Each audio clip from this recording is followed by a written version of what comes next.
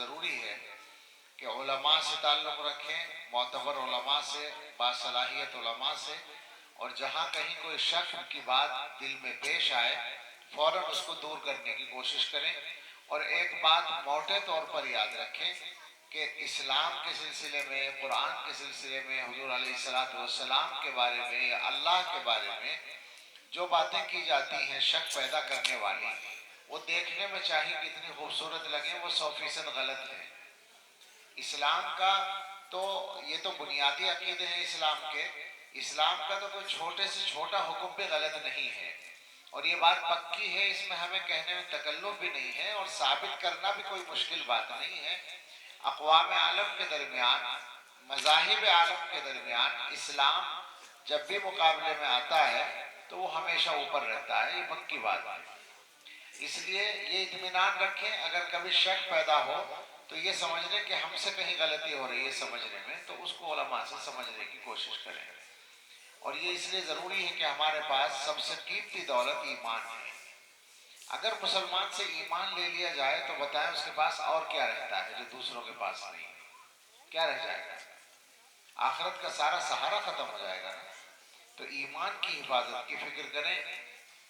ایمان کے سلسلے میں ایک خطرہ تعلیمی نظام کے ذریعے کھڑا کیا جاتا ہے اور کیا جا چکا ہے، اور مزید اس کو طاقتور بنایا جا رہا ہے۔ ہمارے ملک میں جو تعلیمی پالیسی بنی ہے تازہ 2-3 سال سے 2019 والی، تو اس میں اس طرح کی شرکیہ باتیں شامل ہیں کہ اگر ہمارے بچے اس پالیسی کے مطابق ان کو پڑھایا جائے تو مجھے کوئی بات نہیں،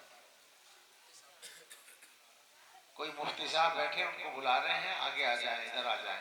ظاہر بات ہے کہ جب سب لوگ یہاں بیٹھے ہیں تو مفتی صاحب وہاں کیوں بیٹھے ہیں؟ مفتی سلیم صاحب کو آگے بلا رہے ہیں اسٹیج پر۔ ویسے چلیے اس موضوع کو چھوڑو، تو 15 منٹ مجھے بولنا پڑے گا بات صاف کرنے کے لیے، تو چھوڑ دیتا ہوں کسی اور موقع کے لیے۔ تو تعلیمی پالیسی جو ہمارے ملک میں نافذ ہوئی ہے، اس میں جو کچھ انتظام ہے وہ بھی ایمان کو ختم کرنے کا ہے۔ میں یہ بات کہتا ہوں، ڈرتے ڈرتے کہتا ہوں کہ اگر اس کے مطابق بچے اسکول میں پڑھنے جائیں گے تو ہو سکتا ہے کہ روزانہ آپ بچوں کو کلمہ پڑھوایا کریں کہ تم اسکول سے آئے ہو، پتہ نہیں تمہارا ایمان رہا یا گیا۔ ایسے خطرے ہیں، تو ایمان کی حفاظت کے لیے مستعد ہو جائیے۔ اچھا، پھر ایمان کی حفاظت کے لیے بہت زیادہ ضروری ہے دین پر چلنا، شریعت کے مطابق زندگی گزارنا۔ مسلمانوں کو بہت زیادہ ذمہ دارانہ مزاج بنا لینا چاہیے جتنا زیادہ غفلت کا اب تک مزاج ہے۔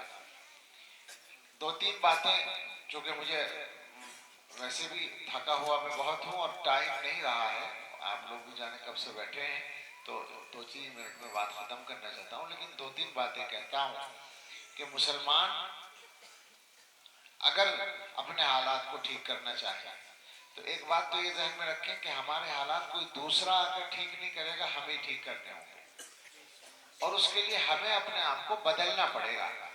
ہم بدلنے کو تیار ہی نہیں ہیں۔ ایک تو یہ کہ ہم میں سے ہر آدمی بہت بڑا بادشاہ ہے، اس کی شان میں کوئی گستاخی نہیں کی جا سکتی۔ ہر ایک یہ سمجھتا ہے کہ میں ٹھیک ہوں، سب خراب ہے، اس کو کوئی کچھ نہیں کہہ سکتا۔ ہر ایک آدمی ہم میں سے ایسا اپنے دماغ میں پڑھائی رکھے ہوئے، یہ پڑھائی نکال دیجئے، ہم سب مل کر بھی دنیا میں مچھر کے برابر بھی نہیں ہے۔ کیا حیثیت ہے ہماری؟ اپنے گھر بیٹھے ہوئے بڑے بنتے رہو، اپنے گھر میں آپ چودھری بنتے رہیں، خان صاحب بنتے رہیں، نیتا جی بنتے رہیں، کون کیا اٹھتا ہے؟ سارے مسلمان مل کے دنیا میں کچھ کرا سکتے ہیں؟ کسی فیصلے کو بدلوا سکتے ہیں؟ حیثیت کیا ہے؟ ہاں، حیثیت ہو سکتی ہے اگر اپنے آپ کو ٹھیک کر لیں، مسلمان بنا لیں اپنے آپ کو۔ 2-3 باتیں ہیں جو سارے ہندوستان میں گھوم گھوم کر دیکھ لی ہیں اور کوئی جگہ ان سے خالی نہیں پائی ہے۔ سودی قرضہ، آپ کیا تو نہیں ہے؟ میں اس لیے چھیڑتا ہوں کہ کہیں یہ سننے کو ملے کہ ہمارے یہاں نہیں ہے تو میں خوش ہو جاؤں، کہیں نہیں ملتا۔ ایک کونے سے دوسرے کونے تک کی بات کر رہا ہوں، میں سمندر کے کنارے تک جا کے پوچھ کے آیا ہوں، جہاں مسلمان رہتے ہیں سودی قرضے میں پھنسے ہوئے ہیں۔ نشہ، آبادی کے اعتبار سے نشہ مسلمانوں میں زیادہ ہے، غیروں سے زیادہ ہے۔ آپ کے یہاں نہیں ہے؟ بہت زیادہ ہے۔ کیسے پنپیں گے؟ کیسے بدلیں گے؟ کیسے ترقی کریں گے؟ ترقی خواہ چل کے نہیں آتی کسی کے گھر میں، اس کے لیے محنت کرنی پڑتی ہے، سنجیدہ ہونا پڑتا ہے۔ اور یہ بات یاد رکھیے کہ مسلمان ہونا اس بات کی گارنٹی نہیں ہے کہ آپ کو ترقی ملے گی۔ مسلمان ہونے کا اصل فائدہ آخرت میں ہے، ایمان جو ہے جنت میں لے جانے کی گارنٹی ہے، ترقی کی گارنٹی نہیں ہے۔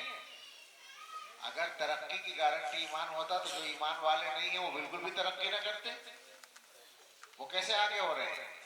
دنیا میں ترقی کرنے کے لیے سنجیدگی سے کام کرنا ضروری ہے، سچائی ضروری ہے، ایمانداری ضروری ہے، سامان صحیح بیچنا اور خریدنا ضروری ہے، کوالٹی صحیح رکھنا ضروری ہے، وعدہ پورا کرنا ضروری ہے، سچ بولنا ضروری ہے، دھوکے دینے سے بچنا ضروری ہے، جس کا مال ہے اس تک پہنچانا ضروری ہے۔ یہ سب کرنا پڑتا ہے ترقی کے لیے، کاروبار بڑھنے کے لیے یہ تو کرنا پڑے گا۔ یہ تھوڑی ہے کہ آپ نے کلمہ پڑھ رکھا ہے آپ جو چاہے کرتے رہے، اللہ میاں مجبور ہے کہ آپ کو ترقی دے، ایسا نہیں ہے۔ یہ دماغ سے نکال دیں، اپنے آپ کو بدلنا پڑے گا۔ اسی طرح سے کتنے مشکل حالات ہیں سب کو پتا ہے، لیکن ہمارے جو انداز ہے شاہانہ اور نوابانہ وہ چل رہے ہیں۔ شادیاں ساری نوابی ہوں گی ہماری، کوئی آدمی ہلکی شادی کرنے کو تیار نہیں ہے، تو حالات بدلیں گے کیسے؟ آگے کوئی الگ سے آ کے بدل دے گا؟ نہیں ہو سکتا ایسا، بلکہ اور خراب ہوتے جا رہے ہیں، نقصان ہے۔ میں تو صاف کہتا ہوں، اب مجھے تکلف نہیں ہے کہنے میں کہ مسلمانوں نے اگر بہت جلدی سودی قرضے سے پیچھا نہیں چھڑایا، نشہ نہیں چھوڑا، شادیاں آسان نہیں بنائی، تو اور زیادہ پٹتے چلے جائیں گے، اور زیادہ حالات خراب ہوتے چلے جائیں گے، اور کچھ ہاتھ میں نہیں بچے گا۔ ٹھیک کریے اپنے آپ کو۔ ہر آدمی یہ فکر کرے کہ مجھے اپنے آپ کو ٹھیک کرنا، اپنے گھروں کو بچائیے، دنیا پہ تبصرے مت کیجیے بیٹھ کر۔ ہم سب کا ایک مشغلہ یہ ہے کہ ہر آدمی دوسروں کے بارے میں بات کرتا ہے، اپنے بارے میں کچھ نہیں جانتا، اپنی فکر ہی نہیں ہے۔ ساری دنیا کی فکر ہے کہ وہ ایسا کر رہا ہے، وہ ایسا کر رہا ہے۔ ارے بابا تو کیا کر رہا ہے اپنے گھر میں؟ تو دیکھ، تو اپنے گھر کے 5 آدمیوں میں شریعت کو نافذ نہیں کر پا رہا ہے، 5 آدمیوں سے نماز نہیں پڑھوا پا رہا ہے، تو اپنے بچوں سے تو اپنے 5 بچوں کے ساتھ انصاف نہیں کر پا رہا ہے، تو دوسروں سے کیا امید رکھتا ہے؟ میری باتیں کڑوی سی لیکن غلط تو نہیں ہے نا؟ تو بدلیں۔ مدرسوں کے جلسوں سے کم یہ فائدہ ہونا چاہیے کہ کوئی ایسا پیغام پہنچ جائے۔ اور قرآن کی تعلیم پر آ جائیے تو مسلمانوں نے قرآن کی تعلیم کو آپشنل بنا رکھا ہے، اختیاری، چاہے پڑھ لیں چاہے نہ پڑھیں۔ اکثر مسلمان، آپ آبادی میں اگر مردم شماری میں آپ کو کبھی اللہ ایسا موقع دے اور آپ لکھوائیں کہ قرآن پڑھے ہوئے یا نہیں پڑھے ہیں، تو اکثر ایسے نکلیں گے جو قرآن پڑھے ہوئے نہیں ہیں۔ کیا مطلب ہے اس کا؟ جس کے اوپر آخرت کا کام موقوف ہے، جس کے بغیر نجات ہونی مشکل ہے، فرائض و واجبات ادا نہیں کیے جا سکتے، اس کو آپ نے اختیاری بنا رکھا ہے۔ یہ کیسے چلے گا کام؟ مدرسے بیچارے چل رہے ہیں، رو پیٹ کے جیسے بھی چل رہے ہیں، مولوی لوگ ان کو کھینچ تان کے چلا رہے ہیں۔ آپ ایک طرف تو آپ ہی میں سے کچھ لوگ تعاون بھی کرتے ہیں، ابھی ماشاءاللہ کیا ہے، لیکن ہمارے ہی اندر کچھ ایسے بھی لوگ ہوتے ہیں جو پریشان بھی کرتے رہتے ہیں، ضرورت ہی نہیں سمجھتے۔ کیوں؟ 2 مولویوں کو اس سے روزی کیوں مل رہی ہے؟ پریشانی ہے اور کیا ہے؟ اچھا سوچیں، اگر یہ مدرسے والے، مدرسوں میں پڑھنے پڑھانے والے مدرسہ چھوڑ کے دکان کھول لیں تو مدرسے کی تنخواہ سے زیادہ کما لیں گے یا نہیں؟ بتاؤ۔ تو مسئلہ ان کے روزگار کا نہیں ہے، انہوں نے تو اپنے روزگار کا نقصان کر رکھا ہے ایک طرح سے۔ یہ ٹھیک ہے، ہمیں کچھ نہیں آتا، ہم مانتے ہیں، یعنی ہمیں کوئی کاروبار کرنا نہیں آتا، لیکن مزدوری کر لیں گے، اس سے زیادہ پھر بھی کما لیں گے، مزدور زیادہ کماتا ہے۔ یہ احسان نہیں ہے، آپ پر احسان نہیں رکھ رہے، بات سمجھانا چاہتے ہیں کہ مسئلہ 2-4 لوگوں کے روزگار کا نہیں ہے، مسئلہ ہم سب کے اور ہمارے بچوں اور نسلوں کے ایمان کی حفاظت کا ہے، ان کے مسلمان باقی رہنے کا ہے۔ اب تو آر پار کی لڑائی چل رہی ہے، مسلمان وہ چاہتے ہیں مسلمان بن کے نہ مر سکے، ہماری طرف آ جائے، اور ہمیں یہ طے کرنا ہے انشاءاللہ کہ ہمیں مسلمان جینا ہے اور مسلمان مرنا ہے۔ بس اس کے لیے محنت کیجئے اور اللہ سے مانگیے، اللہ توفیق عطا فرمائے۔ وآخر دعوانا الحمدللہ۔ دعا کر لیں بھائی۔ کوئی اور کام تو نہیں بچا ہے؟ کہاں ہے جی؟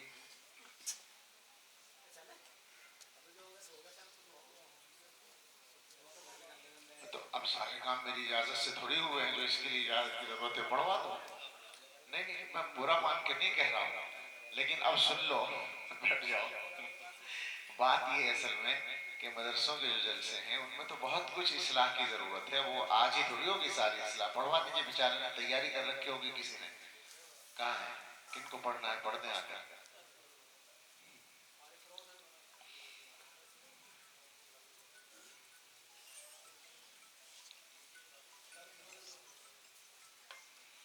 مدرسوں کے جلسوں میں یا ہمارے مسلمانوں کے ہر کام میں بہت اصلاح کی ضرورت ہے، بہت کچھ ٹھیک کرنے کی ضرورت ہے. اور سب کا خلاصہ یہ ہے کہ بے ضرورت کام بہت ہوتے ہیں. ہم لوگوں کے یہاں وقت کی کوئی قیمت نہیں. ابھی قاری صاحب جو چندہ کر رہے تھے تو وہ میرے بارے میں کہہ رہے تھے حضرت کا وقت بہت قیمتی ہے. تو میں کہہ رہا تھا لوگوں سے کاش ہماری سمجھ میں آ جائے کہ ہم میں سے ہر ایک کا وقت بہت قیمتی ہے، خالی حضرت کا نہیں ہے. ہر مسلمان کا وقت بہت قیمتی ہے. اگر مسلمانوں کی سمجھ میں یہ بات آ گئی تو مسئلے حل ہو جائیں گے. لیکن سارے مسلمانوں نے طے کر رکھا ہے کہ پیٹ بھر کے وقت ضائع کرنا ہے.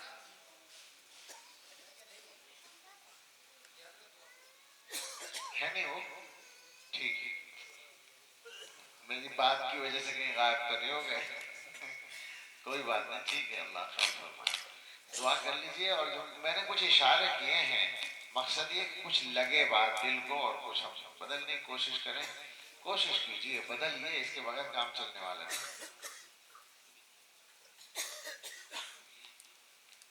اچھا اچھا ہاں ان سے نہیں ملاقات ہوئی تھی.